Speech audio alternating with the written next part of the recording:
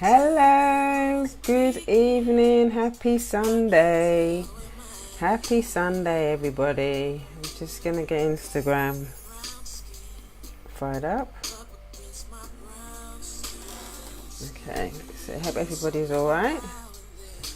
Yay, I'm live. But it gets so much easier. The more you do this stuff, it gets a lot easier. Got some India Ari on today.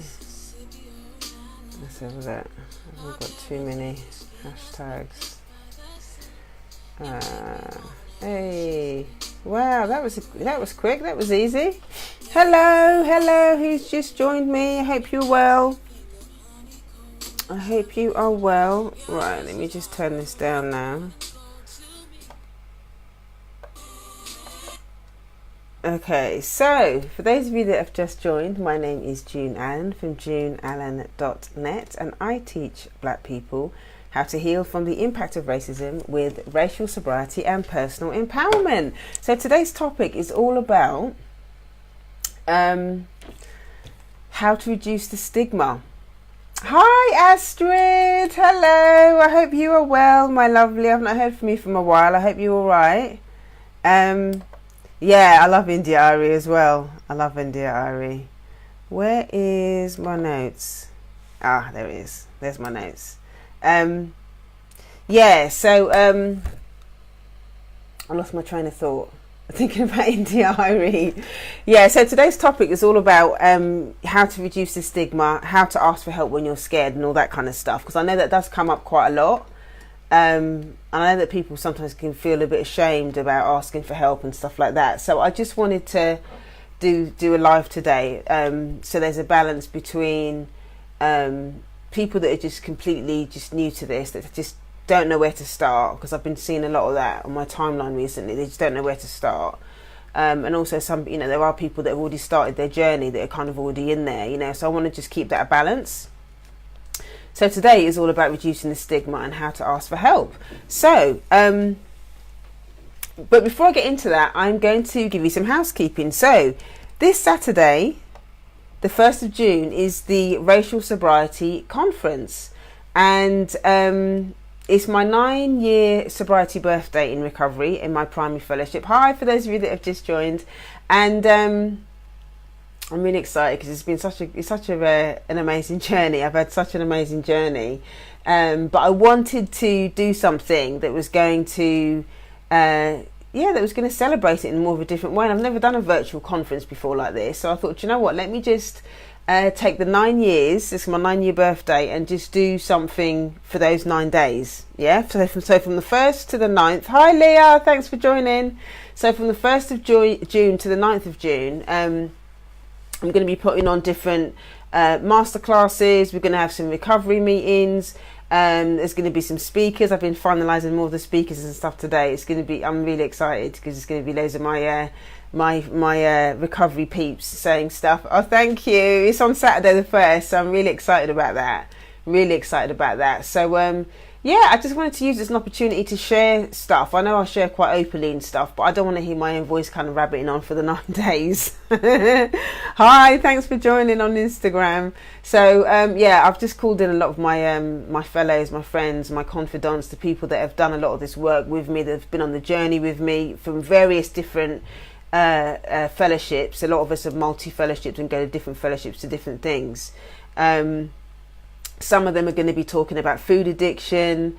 I've got a lady that's going to be talking about unworthiness and under-earning. She's in the money fellowships. I've got another lady who's she's got great recovery. She's done substance. She's been in recovery from substance abuse, food addiction, and she, a lot of stuff that's gone on in their family. She's going to come in and share a lot about that. But it's all going to be from a cultural context. So that's going to be really quite powerful. And on top of that, I'm going to be doing some master classes as well. So for those of you that are, either you're in recovery, or you think you might be addicted, or you've got family members that are addicted, and you're codependent because of the survival things that you've had to learn from being around all of that. The conference is this Saturday. It starts this Saturday, the 1st of June to the 9th of June. And also today, I forgot to say actually, today is the last day for the offers. I've got a flash sale on this weekend, and you've got until midnight tonight to get your discount on the tickets. So either you can watch live or you can watch the replays, or I've now got a 12-week course that's kind of attached to it, because the conference is going to be meetings and stuff like that where people are going to be sharing their experience and people will have the opportunity to share back. But in terms of actually doing the actual step work and the writing and journaling and all that kind of stuff, there's not going to be as much of that, because this is more about connection and kind of just exploring it. So after the conference now, I think it's the 5th of July, I'm going to be launching a 12-week course to actually start doing this work, and that's actually going to be step 0. Obviously there's the 12 steps in recovery, but this course is basically going to be the step before the step. So you're going to understand a lot more about the link between racism and addiction. I'm going to go in a lot deeper. You'll have a chance to answer loads of questions, so you can set your own bottom lines and stuff like that.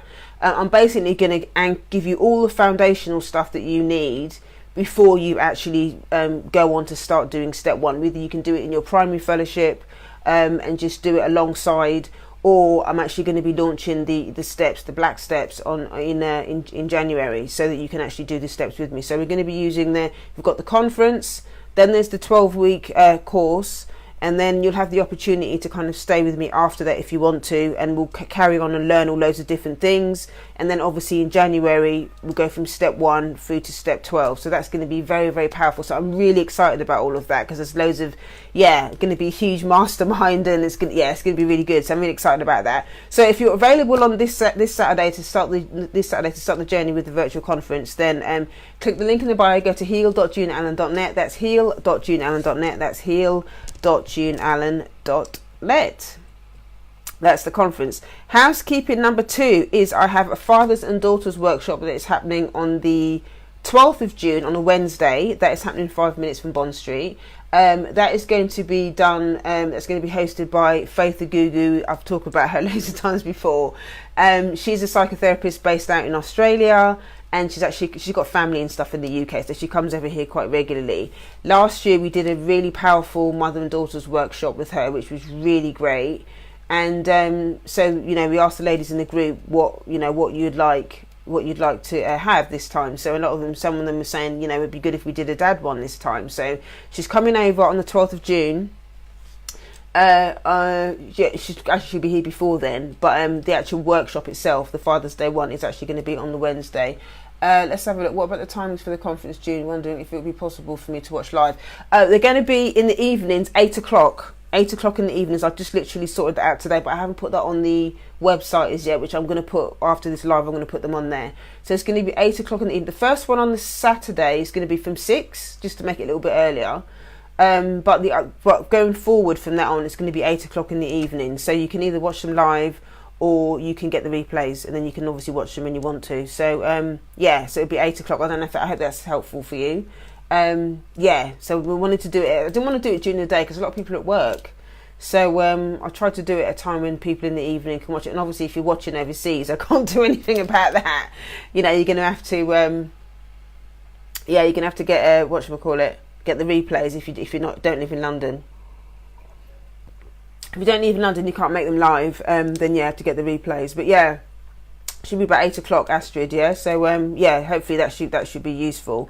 So 12th of June on the Wednesday is going to be the Fathers and Daughters workshop, which is good. You're welcome, darling. You're welcome, Astrid. Let's have a look.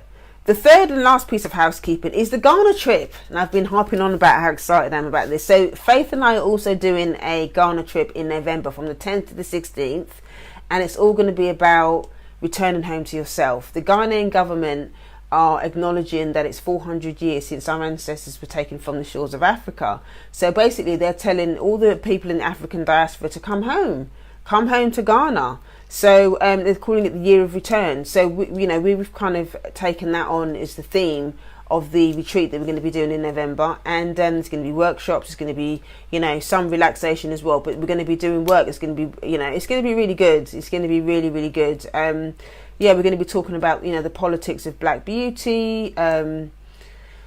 Just all the things about returning home to ourselves. But to do it in the motherland, I think is going to have it's going to bring a different energy to it. It's going to bring a very, very different energy to it. So So start saving your money if you're interested in coming to Ghana. When Faith comes over in June, we're actually going to be doing a launch, and that's going to be on the Saturday the 15th of June in Hammersmith. Yeah, you can come. It's going to be free. So I'm actually working on the invites at the moment, and it is invite only, so you have to be invited to come. So if you're really interested in that, you need to go to the link in the bio and sign up for register your interest, and you'll get more details on, you know, where the location is and all of that kind of stuff. There's only 12 spaces for ladies to be able to go. 6 from Faith ladies in Australia, and 6 from the UK and the US. So if you're interested in coming, you need to register your interest. Click the link in the bio and register your interest, because as soon as Faith comes over in June, we're going to start taking deposits and stuff for it. So you need to get your deposit down like ASAP if you want to come to Ghana. So that is number 3. So let's get into the content. So for those of you that have just joined, my name is June Allen from juneallen.net, and I teach Black women how to heal from the impact of racism with racial sobriety and personal empowerment. So what is racial sobriety? Racial sobriety is your ability to stand in the greatness of who you are as a Black woman, to stand in the greatness of who you are without apology. And you're able to set boundaries around people who try to destroy your serenity. Any people, places or things that try to destroy who you are or oppress who you are, they have to go.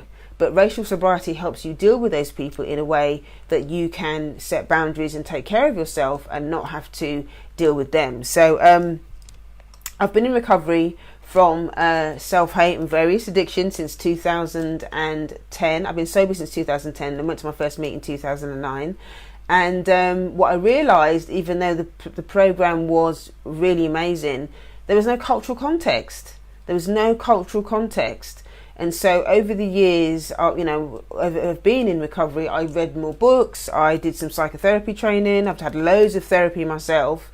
And what I understood was the cultural context is what was missing from my recovery, because I could talk about everything else. You know, recovery is very generally is very white middle class, so there just wasn't the safe spaces and places to be able to have these sorts of conversations about racial sobriety. So it's only when I started sort of having more conversations about it and being intentional about speaking to other Black people, other people of colour about this stuff, that I really started to get a grip of, wow, so this is what racial sobriety should look like. You know, me feeling confident about who I am as a Black woman. And not feel codependently silenced by other people, and feeling that I should keep quiet about what's going on for me in terms of who I am and my identity. So and then the more I kind of understood a lot more about this stuff, the more I started to share it with other people, and then people started asking me more about it and stuff. And over the years, it's been the one thing that people always come to me for. So I'm thinking, you know what, I need to share this with other people because it works. And I need to start, building a platform, building a community to show people that, living under the system of racism is something that needs to be looked at daily, that needs to be looked at constantly, and that needs to be intentional. It's not something that we just put up with or whatever. It needs to be intentionally dealt with so that we can deal with our own well-being, manage our well-being and our feelings and stuff around what it means to live inside a system that is constantly oppressing us. So so that's kind of who I am and how I got here. So really grateful for that, and excited about how the next few years and stuff are gonna pan themselves out. So that's a little bit about my story. If you don't know, if you've not heard my story before, so I have 3. Hi Lacey, lovely to see you. I have 3 requests in this broadcast. If there's anything that you don't understand that I share, then obviously drop a note in the comments, or if you don't feel confident to put a note in the comments, then you can actually send me a direct message. I obviously appreciate that it's a public platform and not everybody wants to put all their business out on social media like me. So send me a direct message if you've got anything. And obviously the whole thing around addiction, which actually the whole thing around the stigma of it and everything is going to come up in these conversations, because a lot of people do find it hard to talk about this stuff. I know in the community it's really hard. A lot of people do find it hard to talk about their mental health, because we're supposed to be strong and, anyway, that's a whole nother broadcast. I'll start talking about the strong black woman syndrome. But so if you've got anything that you don't understand, then obviously let me know. The second thing is, if you know somebody who's going to benefit from this, I'm not a recovering alcoholic. Mine is relationships. Mine's not substance. Mine is relationships. So codependency, getting into relationships that are dysfunctional with people that are not available. Yeah, all that kind of stuff. And also I'm an avoidant as well. I'm not, my addiction is not so much acting out. My addictions are more compulsive, as in the compulsive avoidance of relationships. It's all linked to my what's the word I'm looking for? Mine is linked to my attachment stuff when I was a child. You know, all of that attachment stuff as a child didn't happen. I didn't attach properly to my parents when I was a child. So what happens is my relationships as an adult, you know, they become quite stressful. So intimacy becomes what's the word I'm looking for? Intimacy it triggers the abandonment stuff when I was a child. So it's important to remember that addiction is not just about drinking drugs. It's also about any sort of compulsive behavior. So it can be shopping, it can be food, it can be sex, relationships, you know, whatever it is, whatever that thing is that you use to mask pain is an addiction. It can be like codependency is a form of addiction, because codependency is like a compulsive form of self-abandonment. So it's an addiction because an addiction is defined as a behavior that you use to self-soothe that is dysfunctional. And you know, it hurts you or other people, but you just can't stop doing it. If you go to the if you click the link in the bio and go to the virtual conference page, I did a live stream a couple of days ago that was all about how do I know if I'm an addict, and I talked specifically around, I think there's maybe 5 or 6 questions that I asked that I talk you through to kind of define if you're an addict or not, and I use it in the context of not just substance, but it can be anything. You know, so it could be social media. Social media can be addictive as well. So it's about getting you to look at the behaviors that you use to self-soothe when you're feeling anxious, or how you manage your pain. What the behaviors that you use to manage your pain? Do you act out or do you act in? It's all different types of addiction. It's such a broad spectrum addiction. I'm going to do another class another time about different types of addiction as well. So it's not just substance, there's process addictions, and there's so many different types. Feeding addictions, yeah, so many different types. But I think I need to clarify that, because I think it's easy for people to just think, oh, it's alcohol or whatever. So I'm not a recovering alcoholic. I'm a general addict, but my addictions are all relationship based, behavioral and relationship based. My addictions. So if you know somebody who's either an addict, or somebody who you might not be an addict, but you live with people who were addicts, and so your survival behaviors become compulsive, and you've used that. Those behaviors are not useful to you, but you can't stop doing them, whatever they are, be it food or drink or whatever it is. So yes, if you know somebody that you think might be addicted or whatever, that might be that might find this useful, I wouldn't tag them, because obviously you need to be mindful that, you know, addiction is very kind of sensitive topic, but maybe share a link with them, a direct link with them in their private email or something like that, if you think that somebody is addicted, that, you know, they might find this useful. And the last thing is, if there's something that I say that resonates with you, or something that that you really understand, that you really identify with, and obviously drop a note in the comments as well, or send me a direct message again if you feel uncomfortable with actually putting it in the comments. So they're the 3 requests that I have. So now let's get into the content. So today's topic is all about I'm scared to ask for help. Some of the Facebook groups that I'm in are really great, because you just get an idea of kind of what people are struggling with and stuff like that. And I sometimes see a lot of stuff around people that know that they've got stuff that they find difficult, that they're struggling with, but they just find it really hard to ask for help. There's a lot of shame around, especially us as black people. You know, it's difficult enough for us as it is, kind of living under the system of racism and having to deal with the impact of that, let alone having to deal with more stuff that's going on with us. So a lot of times we don't want to have those honest conversations about addiction. We don't want to have those honest conversations about our well-being and our mental health, because we think that, we're supposed to be strong. We're not allowed to be vulnerable. We're not allowed to have feelings. People sometimes see it as a sign of weakness. But but actually it's not, because for me, going into recovery, going into therapy and asking for help was one of the best things that could have happened to me. And actually asking for help was a sign of strength. But I think because people are so ashamed about it, and they find it difficult, that quite a lot of times they find it difficult to ask for help. You know, they don't know where to ask for help or how to ask.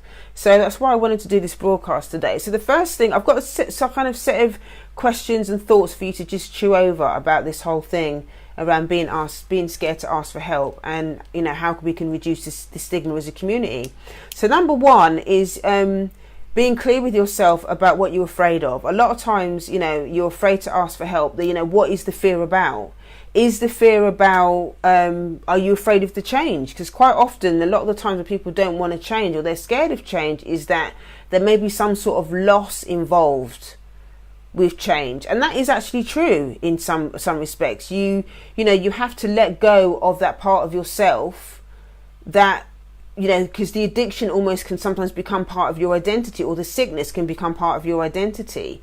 So in order to change, you kind of have to let go of that part of yourself in order to step into the new person that you want to be. So sometimes that can be quite scary, especially if that part of your life has been something that you've been doing for a long time, because you have a sort of relationship with that thing, that addiction, that behavior. You've got a relationship with that addiction. So it can feel quite scary to actually step out of that place into being something else, because you don't know what that's going to look like.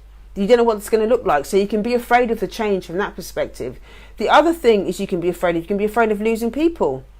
You know, one of the scariest things about doing this work is, you know, you're scared what your family's going to do, what your family's going to say, what your friend, you know, how you're going to change. Are you people going to still be your friend? Are you going to be doing this stuff? Are you going to be by yourself? All that kind of stuff. You know, that is something that comes up quite a lot, almost like a form of, and I know I've experienced this, almost like a form of guilt around the fact that, you know, I feel mentally more stable, I feel mentally more aware, I feel more whole, I feel more empowered.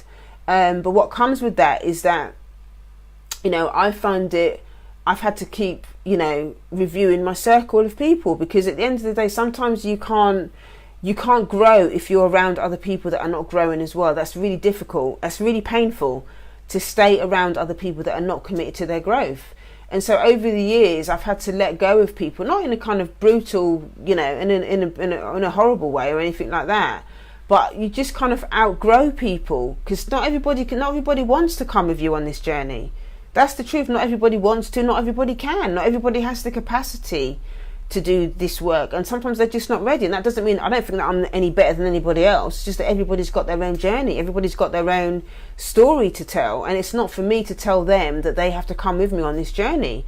So sometimes I've had to let go of people, sometimes family members, sometimes, you know, friends, sometimes it just depends on who it is. But there just comes a point where, in order for you to go, it's just like anything else. When you grow, like when you're growing up as a human being, you have to get rid of old clothes and stuff, old shoes that are too small for you. It's the same thing. There are certain relationships that just don't fit. You know, they just don't fit, and you know, it is painful. That is hard.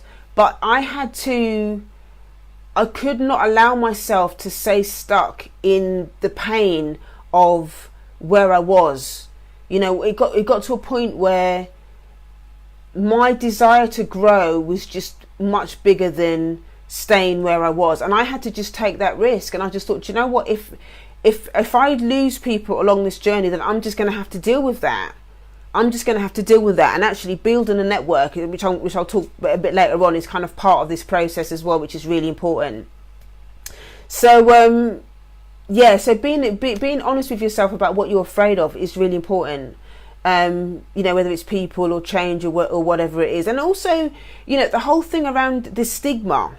Okay, this stigma is always linked to external. It's about what somebody else is going to say. You know, and in order to reduce this stigma, you have to be able to let go of what other people think.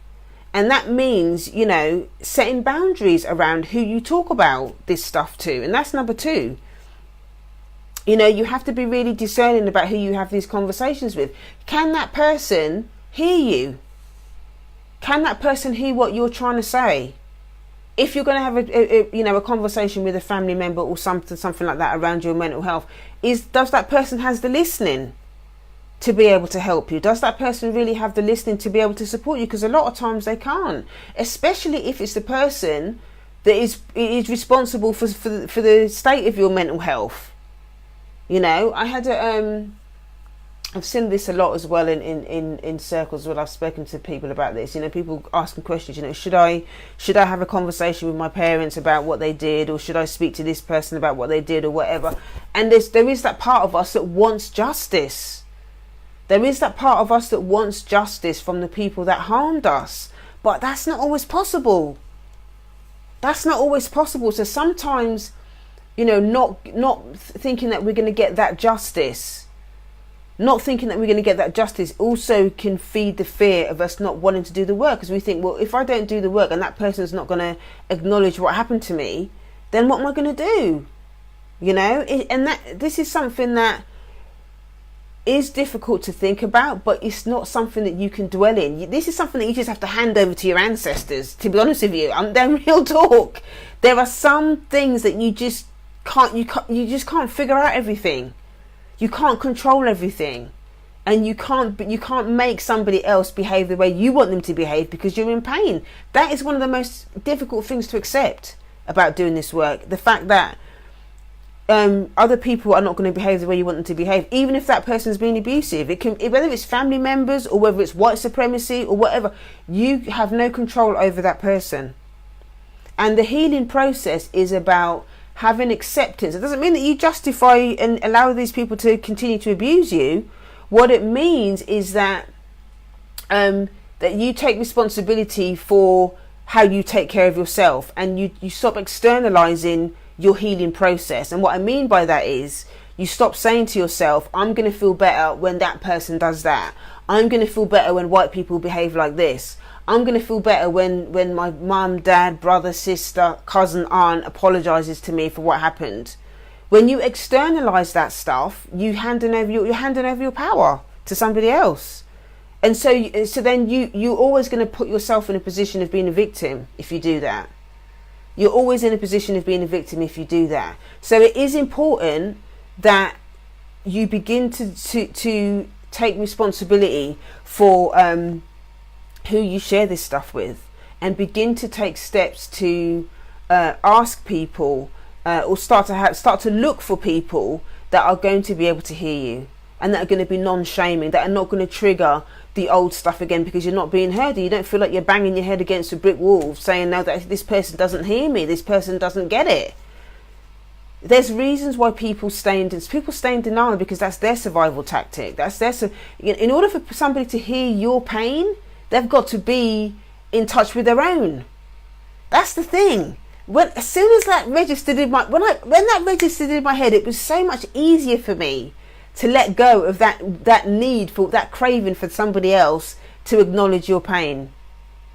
In order for somebody else to acknowledge your pain, that person abused you, they have to be in touch with their own pain. They have to be able to empathize with themselves in order to empathize with you. And a lot of people that inflict the abuse or whatever, they're not in touch with themselves. Otherwise, they wouldn't abuse you in the first place. They're not in touch with their own empathy and whatnot, because they wouldn't abuse you in the first place. So going back to that person, expecting them to have empathy and to hear you and to apologize and all the rest of it, then they can't always. Sometimes people change. I'm not saying that everybody's like that. Sometimes people can change. But you have to be discerning about whether you think that's going to happen or not. And one thing that I found a lot easier actually was when I took my stuff to a therapist or a recovery meeting, or my other fellows in recovery, my other black fellows in recovery. When I took my stuff to them first, I was able to see a lot clearer around whether I was going to take any conversations to those people that committed the abuse or whatever. I was able to see it so much clearer, because then, it just, I didn't have, my judgment was not clouded with the obsession of, oh my God, I need her to behave that way in order for me to feel all right about myself. That gets released when you find a safe space to be able to start having those conversations with people that are not going to shame you. So that's number 2. You have to be really boundaried about who you tell with this stuff. Number 3, and this one might sting a little bit. Okay, so take a deep breath. This one might sting a little bit. The next thing, okay, is what is the payoff? What is the payoff for you not asking for help? It's like what I was saying before. When you choose not to, is the payoff that you get to stay in victim mode? Is there a payoff to that? You get to be a victim, and you get to not take responsibility. If you're not asking for help and you've got all this stuff going on and you don't want to take responsibility for it, what is the impact of that? There must be some sort of payoff. You get to be small, you get to blame everybody else. You know, if you've got all this other stuff going on, when you start to take responsibility for yourself, it's just such a powerful thing to be able to take responsibility for yourself. That's how you take your power back. That's how you take your power back. And there, there's a lot of people that don't want the responsibility of telling the truth because they don't want to do anything about it. Telling the truth is one thing, but taking responsibility for doing something about that truth is something else.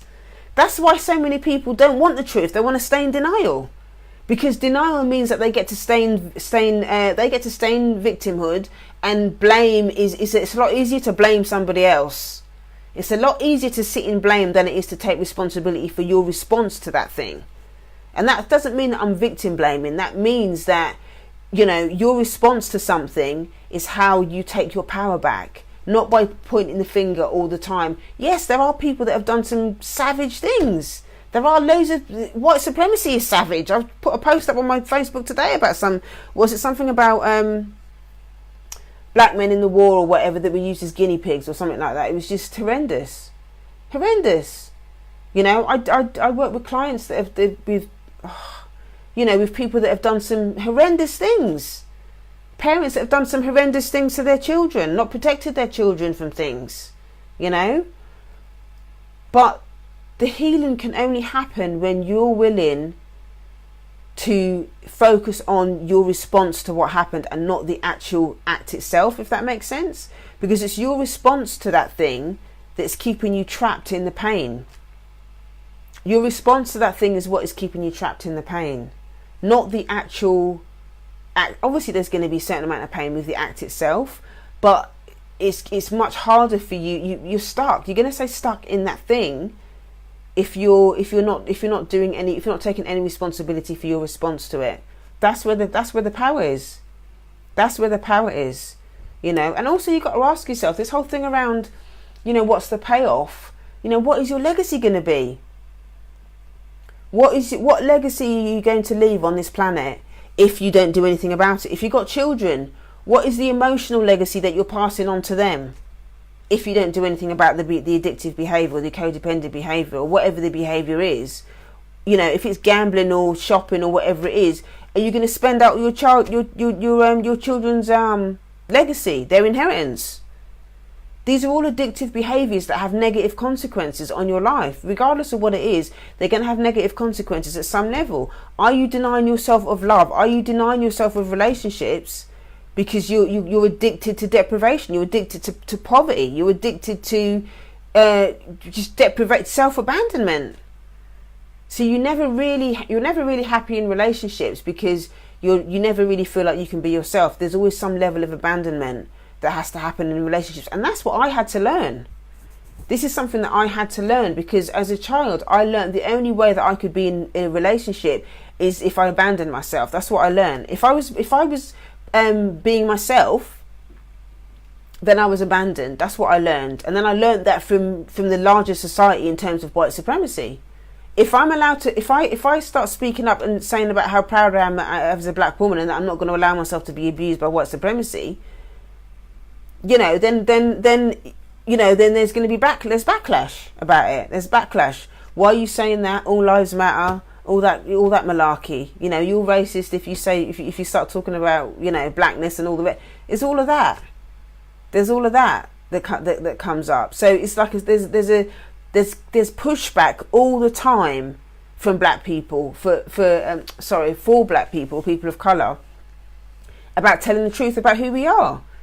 We internalize it, and then we can't tell the truth to each other, and we've got so much stuff that we've carried from the previous generation about us not speaking up, about us not being ourselves, and having to keep quiet about who we really are because it's unsafe. It's unsafe. And we've internalized a lot of that, and so we have to lie about who we are in order to survive. We lie about our pain. We lie about what we need. We don't know what our needs are because we've been taught that we're not allowed to have them. We've been taught we're not allowed to have needs. We've been taught that we're only useful in society if we're abandoning ourselves and uphold and enabling white supremacy, whatever that looks like. That means not talking about being black. That means not talking about the pain of being black. That means not saying anything about white supremacy. That's the code. If you want to survive under the system, then you keep your mouth shut and you just get on with it. You keep yourself small. That in of itself is a compulsive behaviour. We've been taught to be codependent. The system teaches us to be codependent. The system teaches us to be codependent, and that's kind of what I believe is underneath all the term about code switching and all the rest of it. Code switching, I believe, is codependency. Because you feel like you can't really be yourself.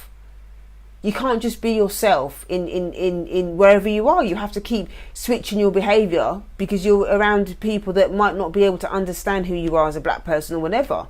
Code switching, that is most what's the word I'm looking for? At its most extreme form is codependency. So it's important to really think about that. To really think about what is the payoff, and about the fact that we do keep ourselves small. We keep ourselves small because we're afraid of standing up, and we're afraid of being who we are because that's what we've been taught. But the awareness around that stuff is what is going to free you. The awareness of having those conversations and starting to explore it. That's a lot of the stuff that I teach. That's a lot of the stuff that I teach my one-on-one clients. This is this stuff that I'm going to be teaching in the 12-week course that I'm going to be doing in July. You're going to really explore all of that stuff and look at, what are the ways that you keep yourself small? How have you been how does it bleed into your relationships? How do you keep yourself small in relationships? How do you keep yourself small in white spaces? And what is the payoff? What did you learn? What did your family teach you about all of that stuff? And how do you feel about it? Do you have a resentment about it? Do you feel angry about it? Do you feel grateful that that your family tried to protect? How do you feel about it? And how is that impacting how you parent? How is that impacting how you show up in your relationships? Do you speak up in your relationships? Has that codependent behaviour around suppressing who you are under the system of racism, how has that bleeded into your relationships, that you can't speak up in your relationships because you've learned not to speak up, period, so you don't speak up in your relationships?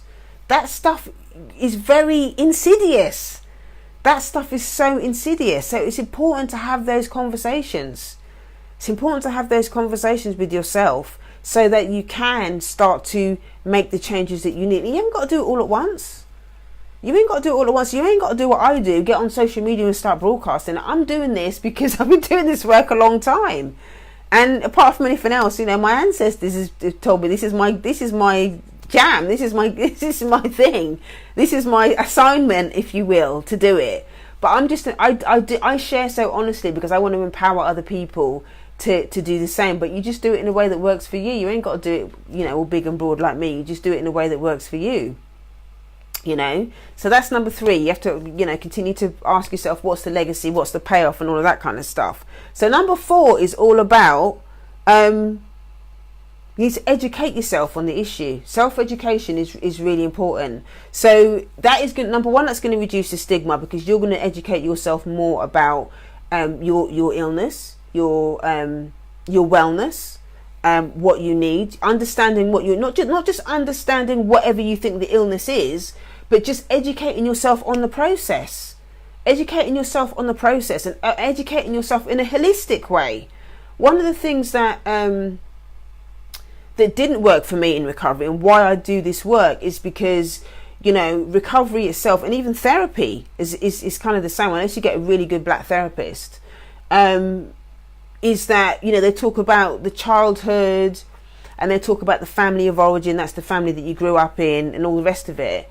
But, you know, so they talk about, their focus is kind of about that, but they don't really talk about it from a holistic point of view, in the sense that for us as black people, as people of colour, we also have to look at the fact that we're still living under the system of racism. Plus we've got all that ancestral trauma, 500 years of lynching and raping and whatnot. All of that stuff that's been passed down to us, we've got all that trauma passed down. So we have to look at our wellness from a more holistic perspective. We have to look at our wellness from a more holistic perspective in order for us to heal. Because it's not just about the childhood and the family of origin. Obviously that's a huge part of it, and actually that's the recovery part of it. I started with the childhood and the family of origin stuff because that was what I was going through at the time, and I needed to do that, and that was important. And I think because I started with the childhood stuff and the family of origin stuff, that then opened me up to be able to look at this stuff more holistically. Because otherwise, I think if I'd have tried to do all of it at once, it's a lot to take on. So just looking at the childhood and then looking at the family of origin, so it's like an onion, you know, it's like an onion layer. You start within, look at the relationship with yourself, look at the relationship in your childhood, look at your relationship with your family of origin, your siblings and all of that kind of stuff. Look at what's going on in your community. Then you deal with white supremacy. White supremacy is the last bit that you deal with, because that's the least, but you ain't got no control over that. You ain't got no control over what white supremacy does. We only have control over how we respond to it. You know, a lot of us get trapped in trying to change white people, trying to convince white people that we're human beings, you know, or trying to shame white people. Oh, look what you did to us, this, that and the other. They don't care. As a system, the system does not care, because they've been doing it for 500 years and they ain't going to stop. The power is in changing our reaction to it, learning how to set boundaries, understanding racism as a disease, understanding racism as I see it as a spiritual disease. I see it as a sickness.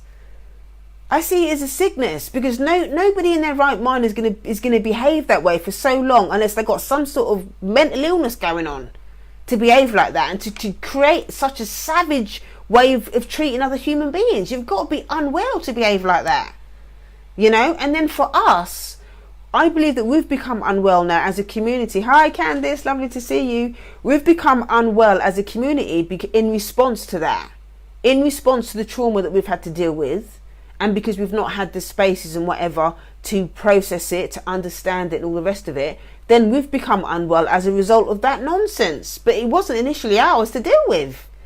We've absorbed all of that stuff because we've been beaten down for so long, you know. So it's important to educate ourselves on the issue. Read up about it. Read up about it. Talk to other people. Go to conferences. Just read lots about stuff about black psychology. Read about addiction. You know, I read loads of books on loads of different things. I read the books on what white people have written, and I've read a lot of stuff from black scholars as well. And I can join the two together. Because sometimes I'll read stuff written by white people and there's no cultural context whatsoever, but it's giving me an insight into how the cultural context kind of fits into that thing. And that's how I'm able to talk to you about a lot of this stuff, because I then get the insights around how it all fits together, and it kind of makes sense. It makes sense. And so I'm able to deliver to you something that has got more of a cultural context that makes sense based on our situation and our where we are today under the system of racism. So educating yourself is number one, put you in more of a position of truth for you to be able to decide, you know what, now I'm understanding a lot more of this stuff. Maybe I do need to ask for help. You know, maybe I do need to ask for help. The more truth you have towards yourself, then the more likely you are to ask for help. It's when you're in denial.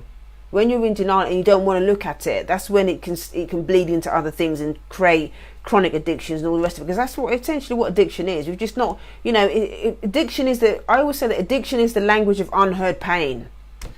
Addiction is the language of unheard pain. And a lot of us as black people, we carry a lot of pain. and we ain't got nowhere to put it. So quite often we dump it on each other, dump it on our kids, dump it on our relationships, dump it in the workplace. If there's other people of colour that work there, but we ain't gonna dump it on the white people because we're too scared to dump it on them. But that's where it's come from. The system has created it, and we just recycle it with each other. We keep recycling it with each other because we don't understand it. If you want to change it, you have to understand it. You have to educate yourself, not just how it operates as a system, but how it impacts you personally, because everybody deals with pain differently. That's why there's so many different recovery fellowships, because people deal with their pain differently. Some people are going to be anorexic, some people are going to be bulimic, some people want to go and do shopping, some people have serial relationships, some people do. There's so many different ways that people act out. Some people use alcohol, but underneath all of that is pain and trauma, and not being heard, not being seen, not having a sense of belonging about who they are, not feeling that they belong in the world. Because that's how we've been treated as black people. We don't feel like we belong in the world, and that pain can kind of be going on consciously and unconsciously, you know. So we don't even know that we feel sad about it until we start to actually do the work.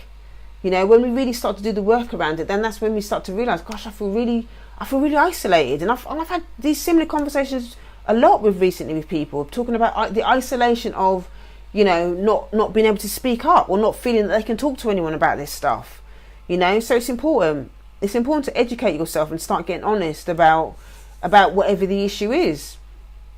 And the last one, number 5, is to build a network.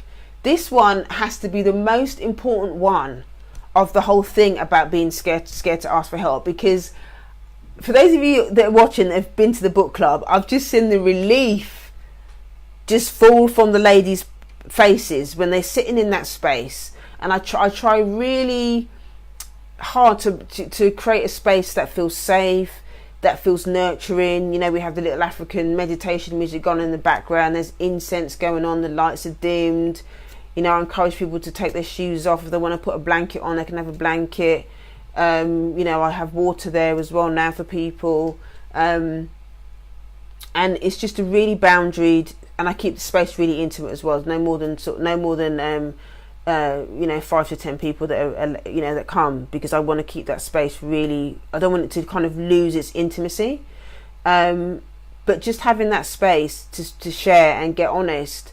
You know, the ladies that keep coming back and stuff to that space, they value it because of that. They value it because they feel seen. They value it because they feel heard. They value it because it feels safe. You know, I've created that space for them to feel safe, and that's why they keep coming back to it. And, you know, they're not scared to ask for help because they know they're not going to be judged. The reason why so many of us are so scared to ask for help is because you don't feel like you're going to be understood. You don't feel like you're going to experience empathy and compassion. You feel like you're going to be shamed, or people are going to tell you stop being emotional and all the rest of it. Like, a lot of us do that, you know. And that's what's really important. And I've had this conversation with one of my one-to-one clients, was saying that actually about the importance of empathy and compassion when it comes to building a network, because so many of us as black people we've not experienced it. You know, racism, internalized racism, has made a lot of us hard, has hardened a lot of us. As mothers, a lot of us have become hardened, and we don't have that softness and that nurturing towards our children, towards our partners, towards each other, because, you know, we've been in survival mode for so long that a lot of us don't know how to be gentle and tender with ourselves. And even when we are, it feels painful, because we're not used to it. And I'm holding my hand up to that. This is something that I had to really practice, how to be gentle with myself, how to receive gentleness, how to receive kindness, how to receive compassion. That takes time. And it's something that you have to learn how to receive, because so many of us have had that beaten out of us, either from our ancestors in the plantations right down to us hitting our children. We can't receive the gentleness and the kindness around that stuff because that's how we've been raised, that hardness. And that's not part of being human. A natural human need is to connect. And we don't connect with each other by hitting each other or hurting each other. And I didn't say that to shame anyone that does it to their kids, but I'm saying this because so you get an understanding as to what happens when we do this stuff, what you do to yourself and your child, and the origins of it as well. That those origins of that behaviour don't belong to us. We've internalized a lot of that stuff from the plantation, and we're still justifying it. We're still justifying it. You know, I unfriended some people this week because I just thought I'm not going to have any more conversations with people about, you know, about having to explain why hurting our children is destroying our community. Hurting our children is destroying our community. And I just, you know, I'm not saying that because I'm trying to be, because I think I'm better than them or anything like that. But, you know, this particular person was found it really difficult to understand that it's no different, you know, if a husband hit his wife, you know, nobody's going to think that's okay. But it's you know, violence is what I'm trying to say. Violence is violence, you know, and I think being open to understanding the origins of where that's come from, and, you know, the real impact that has on not just on our children but on our community is so massive. You know, and I believe that is actually white supremacy on autopilot. Again, when we hurt each other, it's what we call in the therapy rooms lateral violence. We feel powerless over being able to deal with white supremacy, being able to fight white supremacy, being able to deal with the savagery that we experience all the time, the savagery that we've dealt with for the last 500 years. So what we do as a result of that is we internalize that behavior, and then we inflict it on the people that are more vulnerable in our communities, and that's often our children and other vulnerable members of our community. You know, and I think that a lot of people don't really understand that dynamic, but that's what it is. It's because we feel powerless, and it might not be obvious to us in this moment now because a lot of us accept this. You know, it's so embedded in the culture. It's so embedded in the culture that a lot of us just accept it. But if we want to heal from this stuff, we have to be willing to have these difficult conversations. You know, and also, you know, for me, I don't exhaust myself trying to convince anybody again that of the impact of that. You know, I talk about it, but if somebody's adamant that that's what they want to do, then that's their choice. But I just can't. I'm not going to get into debates about it because it's not helping. And I know that a lot of times, again, that's a survival thing. I believe, because at the end of the day, if the parent chooses to stop that behaviour, I'm going totally off topic now, but I'm just going to quickly just share this. If the parent decides to stop that behaviour with their children, that means they're going to have to look at their own pain, because that pain is no longer being projected onto the child. Do you understand? The pain is from the parent, is not being projected on the child, so then the parent then has to look at their own behaviour, number one, and look at what their parents did to them, because those feelings are still there, still in the tissue, still in the body, still in the psyche. So when you stop doing it to your parents, when you stop doing it to your children, then you're going to have to face the pain of what happened to you, of how you behaved. And I think that's a lot of reasons why a lot of parents don't want to stop, because they don't want to have to think about what their parents did to them, because it's painful. It's painful. And this is more the reason why you need a network. You need a network of other people that are healing. You need another network of people where you can identify that are not going to judge you, that are all trying to live in this solution. Because at the end of the day, that's what it's about. It's about empowerment and living in this solution, and people that are committed to the growth. That's what's going to help you heal. You've got to be around other people. So that's where the stigma gets reduced. The stigma gets reduced because then you're around other people that are talking about the same things. That's the common goal. The common goal is wholeness. The common goal is empowerment. The common goal is we understand that white supremacy is the enemy, whether it's internalized within our family or whether it's the external system oppressing us. It's all white supremacy behavior. And the common goal is that behavior has to be stamped out, whether it's coming from a black person or whether it's coming from a white person. That behavior is not acceptable, and we don't have to put up with it. You know, you don't have to put up with it. So that is the whole point of having a support network that is really gonna help you understand and identify with what needs to change and what is acceptable, where your boundaries are, and all of that kind of stuff. So that is number 5. and building a network can be tough when you're scared to ask for help, because obviously you're scared for a reason. But when you start asking for more help and you start getting the help you need, that's when the more you ask for help and you get your needs met, that's when you'll start asking for more.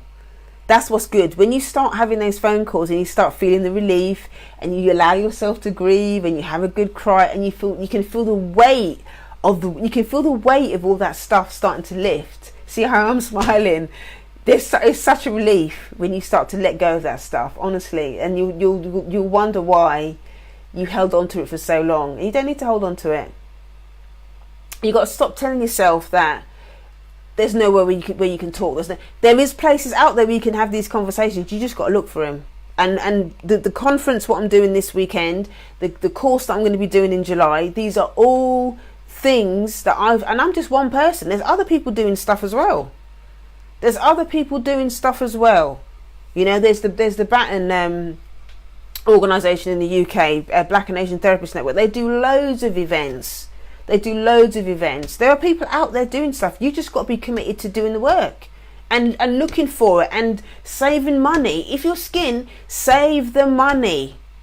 Save your money and start making that part of your self-care ritual. At the end of the day, if you're not investing in yourself, you ain't going to heal. There's only so much reading you can do. There's only so much free stuff you can look at on the internet.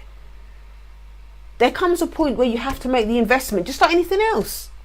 You have to make some sort of investment for your healing. And a lot of us, we don't prioritise that. We just think, it's not that. It is important. If you want a legacy for your children, considering all the stuff that we've been through and our ancestors have been through, if you want to build a legacy for your kids, you've got to invest. I have spent thousands of pounds on therapy. Thousands of hours of time in meetings, in recovery meetings, thousands of lines in writing over the years that I've been doing this work. But I would not be here today talking to you about this stuff, empowering you to do the same thing, if I hadn't done that. And I don't regret spending one penny. It's worth every penny. And I'm still spending money on it. I still get a therapy. I still go to meetings. I still spend money on books and reading and audio books, and I'm still doing the work because I'm a work in progress. I've still got lots to learn. I've still got stuff that I want to support my daughter with. I've still got legacy to build. I still want to empower other people. I've got a vision. I've got a vision to keep empowering the community. And in order to do that, I have to keep doing the work myself. The work never stops. For me personally, I don't trust any therapist or any mentor that's not also doing the work herself. You got to keep doing the work. How are you going to relate to your audience if you're not doing the work? How am I going to empower you to do the work if I'm not doing it? I have to do it. I don't always do it perfectly. I'm a human being, but I do the work. And if I fall off the wagon, I get back on it. I'm at a phone call, I go to a meeting, I go see my therapist, and I crack on and get on with it. But you got to make a commitment. You got to make a commitment to it. That's it. You got to make a commitment. So that's it. So let me run through the 5 things again. So I'm scared to ask for help. 5 steps to reduce the stigma and get support. Right? Number 1, be clear about what you're scared of. Is it people? Is it a place? Is it a thing? Are you scared of loss? Are you scared of being alone? Be honest about what you're afraid of. Number 2, set boundaries around who you tell. Is that person safe? Is that organisation safe? Is that group safe? Are they going to shame you for telling the truth? Are they going to listen to you if you speak? Find a safe space and safe people that you can have these conversations with. Number 3, what's the payoff? Secretly, there's some sort of payoff for you not doing the work. You get to stand in victimhood, means that you don't have to take responsibility for your response to things.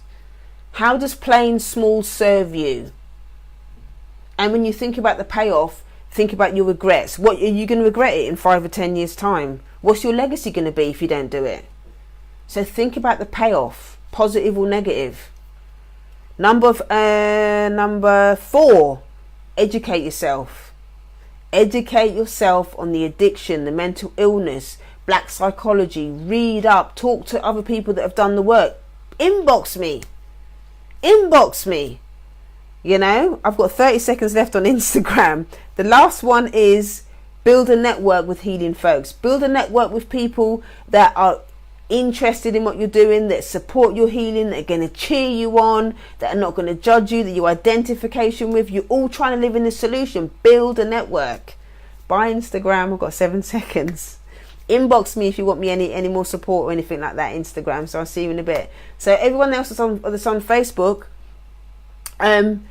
yeah, number 5, just build your network and take baby steps. You might not go and see a therapist this week, but you can maybe, one small thing that you can do this week is maybe email someone and make an inquiry. Email someone and make an inquiry about how you can get support. If you want more information from me about the racial sobriety conference, what is addiction? I think I might have an addiction. Maybe I'm not an addict. Maybe I don't do drinking drugs, but maybe I think I'm really codependent. I've got like chronic people pleasing. You know, I abandon myself in relationships or whatever, and I don't know what to do about it. I think I might have a problem I think I might have a problem with shopping. I can't stop shopping or whatever it is. Or maybe you're one of these people that, you know, that you're avoidant in relationships and stuff like that. You just keep having more and more. You just keep going from one relationship to the next because you're afraid of being on your... These are all compulsive behaviours that you use to mask pain. Used to mask trauma. You know, that's why the conference is there, to give people an idea, an opportunity to explore the link between racism, black pain, racial pain, and then the behavior, the acting out behaviors, the internalization of all of that stuff. That's what the conference is there to help you explore. So if you're interested in coming to the conference, click the link in the bio, go to heal.juneallen.net. That's heal.juneallen.net. That's heal.juneallen.net. There's also the Father's Day workshop with Faith Agugu. That's going to happen on the 12th of June. If you're interested in that, click the link. Also, we've got the Ghana trip. If you're interested in the Ghana trip in November, you can find the information there. And the last thing, what was the other last thing? Oh, the 12-week course on the 5th of July. So thank you so much for joining me today. I really appreciate you spending time with me.